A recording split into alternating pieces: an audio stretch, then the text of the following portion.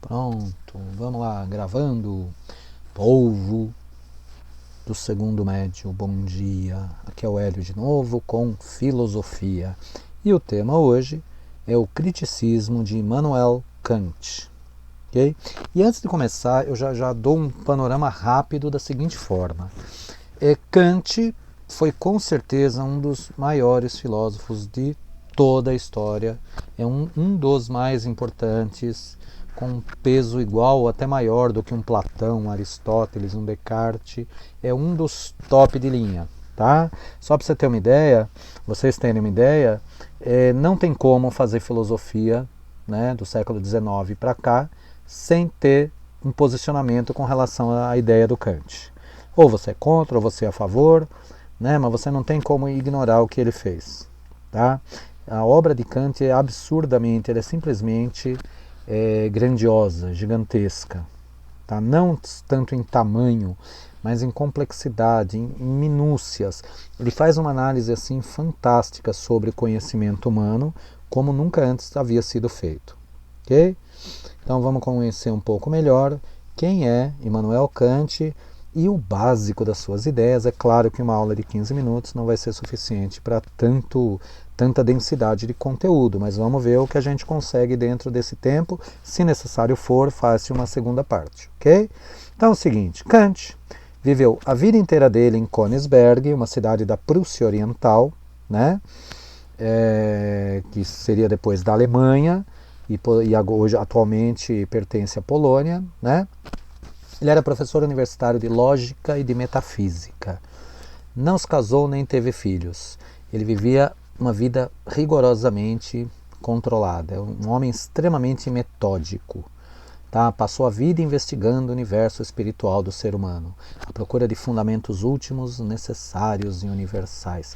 Cara, ele era tão rigoroso e sistemático que diz que as pessoas da cidade acertavam o relógio por ele. Opa, 7h15, o Kant acabou de passar para ir para a padaria, 7h15 da manhã. Cara, podia bater que era certinho, ele era muito rigoroso, muito metódico. Claro que às vezes na vida não precisa ser tanto assim, mas em termos de estudo filosófico, esse rigor dele rendeu frutos fantásticos. Tá? As grandes obras dele, Crítica da Razão Pura, Prolegômenos a toda a Metafísica Futura, e as demais, Fundamentação da Metafísica dos Costumes, Crítica da Razão Prática e a Religião dentro dos Limites da Razão. E para ter uma ideia da questão da profundidade, dá só uma olhada, isso aqui é o livro dele, né? Crítica da Razão Pura, em alemão Kritik der reinen Vernunft, né? Isso aqui é um quadro representando Immanuel Kant, né? Cara, eu passei 1 ano na faculdade estudando só o prefácio do livro, só para você ter uma ideia, tá? E quando ele soltou esse livro, em 1781, poucos entenderam, devido ao grau de densidade do texto. Ele foi obrigado a escrever um outro livro, tá? Esse menor, né? É uma espécie de manual para ler a Crítica da Razão Pura, que é o Prolegômenos. Prolegômeno quer dizer ciência preparatória, ok? Então, este livro é de leitura praticamente obrigatória para depois encarar o tijolão da Crítica da Razão Pura. Aqui ele explica a mesma coisa, mas de uma forma mais tranquila. Não é tão mais tranquila assim, mas dá para entender mais tranquilo, mais fácil. Tá? Só para você ter uma ideia do peso da obra desse cara. Tá? E o que ele fez de tão hiper, super, ultra importante? Ele fez nada menos do que uma verdadeira revolução copernicana em filosofia. Ok? O que significa? Você se lembra do Copérnico, né? Que ele substituiu aí o modelo geocêntrico da Terra no centro do universo pelo modelo heliocêntrico. O Sol era o centro e a Terra girava em volta. Ou seja, ele inverteu todo o polo. O Kant fez a mesma coisa em filosofia. Tá? Então, o que foi isso? Cara, qual a pretensão da raça humana de querer descobrir o que é a natureza, as leis universais, Deus, o universo, o cosmos, se nem a nossa mente a gente entende? A gente não sabe nem como funciona isso daqui. Que pretensão absurda é essa de você querer entender o mundo, se nem você mesmo você entende? E foi por isso que ele fez a tal da Revolução Copernicana, ou seja, ele inverteu o sentido da pesquisa filosófica. O objetivo da filosofia com Kant passa a ser investigar o quê? A razão humana. Quais os limites e as possibilidades da razão humana? O que eu posso verdadeiramente conhecer? O que a minha mente é capaz de saber? Né? Outros já fizeram isso antes dele, de tentar entender, que é a chamada teoria do conhecimento. Vem desde Platão, Aristóteles, Descartes, todos eles têm a sua teoria do conhecimento, mas não com o grau de profundidade de um Kant. Tá? Então ele busca quais os limites e as possibilidades. Ele faz o criticismo, a crítica. Tá? A crítica naquele sentido de que, pensa um pouco, não é a crítica negativa, você é isso, não. A crítica no seguinte, você tem uma ideia, tá? E como é que você sabe que essa ideia é boa? Você vai e critica ela completamente, você ataca ela. Tá? Se a sua ideia for derrubada por esse ataque seu, já que você fez, você vai conhecer os pontos fracos dessa ideia. A sua ideia não era tão boa assim. Mas, se a ideia não, ela resiste a seu ataque, tá? É sinal porque ela é uma ideia sólida e coerente e válida. E aí você pode passar para o resto da comunidade. Né? Ou seja, a crítica ela não é algo negativo, pelo contrário, ela é um método. Semelhante ao Descartes, que usava dúvida como método, Kant usa crítica como método. Tá? Então ele inverte a questão e fala até onde eu posso ir sem a experiência sensível. Né?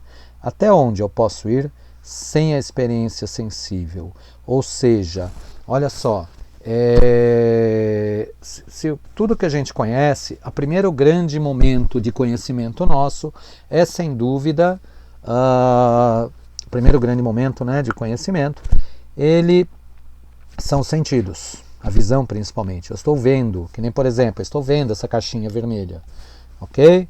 É a caixinha do relógio aqui, tá? Uma caixinha vermelha de relógio de plástico. Então é o seguinte, eu estou vendo, tá? Então, até onde a minha mente é capaz de ir sem ver essa caixinha, sem experiência sensível. Ele chamou isso de razão pura. Ok? Antes de começar a entrar nos meandros das ideias dele, eu vou dar dois exemplos para a gente tentar entender um pouco a teoria do conhecimento do Kant. Eu vou fazer duas analogias aqui, podem não ser as melhores do mundo, mas eu acredito que ajude a entender um pouco melhor o Kant. A primeira, imagina um bebê, né? Bebezinho recém-nascido, e você põe antes dele, assim que ele nasceu, antes dele abrir os olhos, você põe um óculos vermelho nele, tipo aquele do Ciclope, dos X-Men, sabe? Dos X-Men, aquele que tem o raio nos olhos lá, que tem o óculos vermelho, é quase se fosse uma coisa de mergulhador aqui assim, né? Vermelho, tá? Você põe num bebê, aí ele abre os olhinhos e vai ver tudo vermelho, concorda? Só que ele não tira esse óculos nunca, a vida inteira. Ou seja, para ele a realidade é vermelha.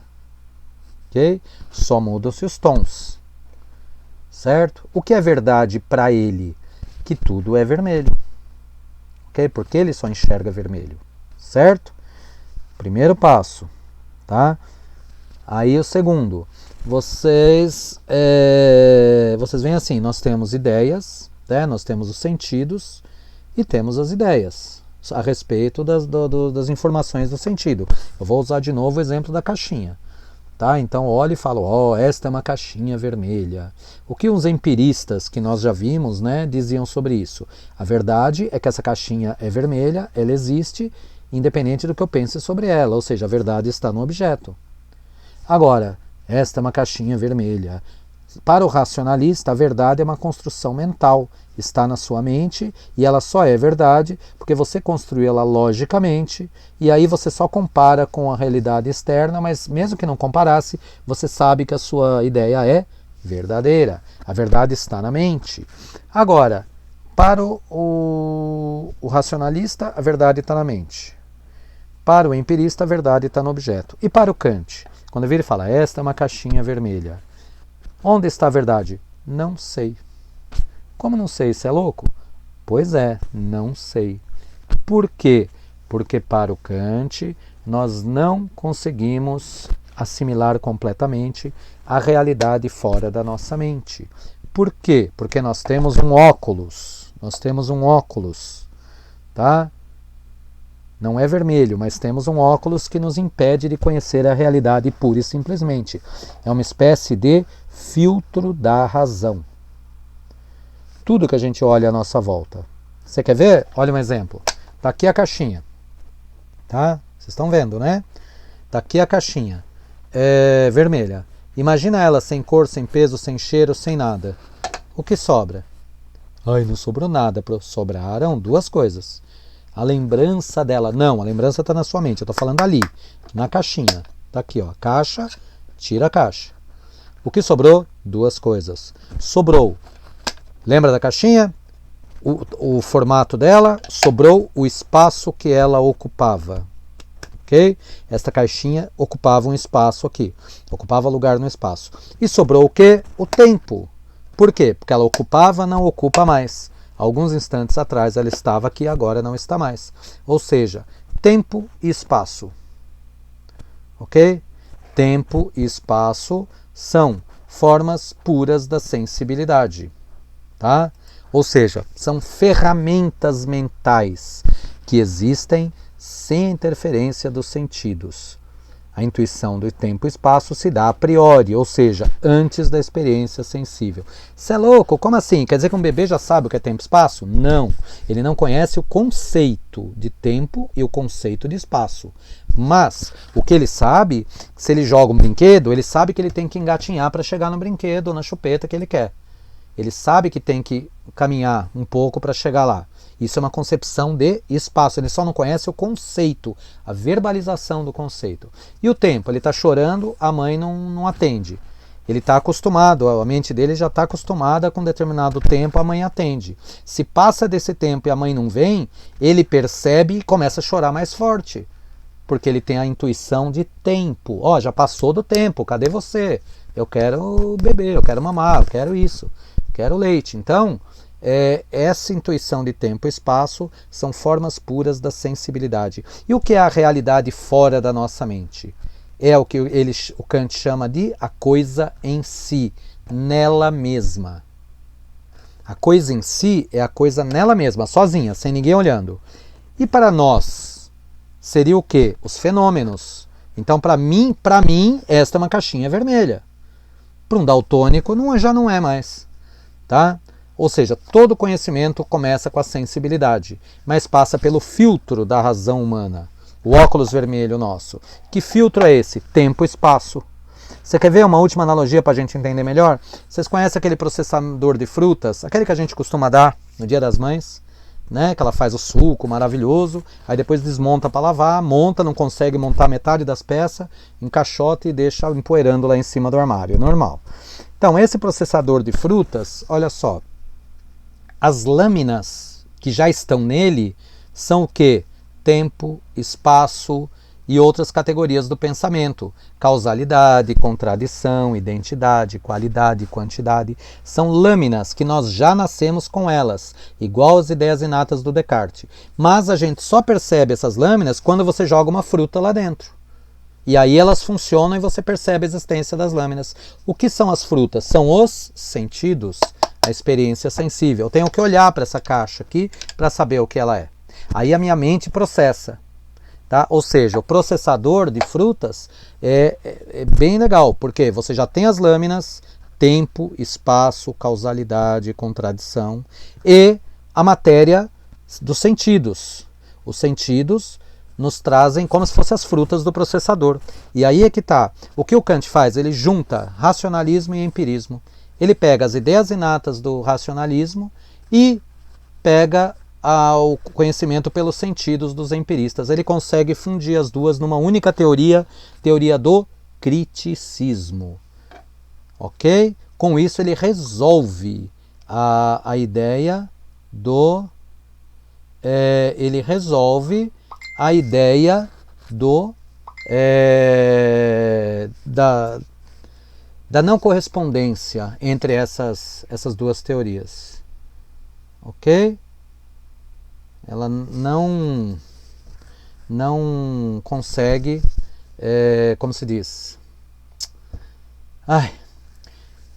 O Kant, ele resolve o problema das duas. Tá? Ele consegue juntar, unir as duas teorias aparentemente opostas. Tudo bem? Então, por hoje é só. A gente vai ter que continuar outra aula, tá? Porque em uma aula só não é possível citar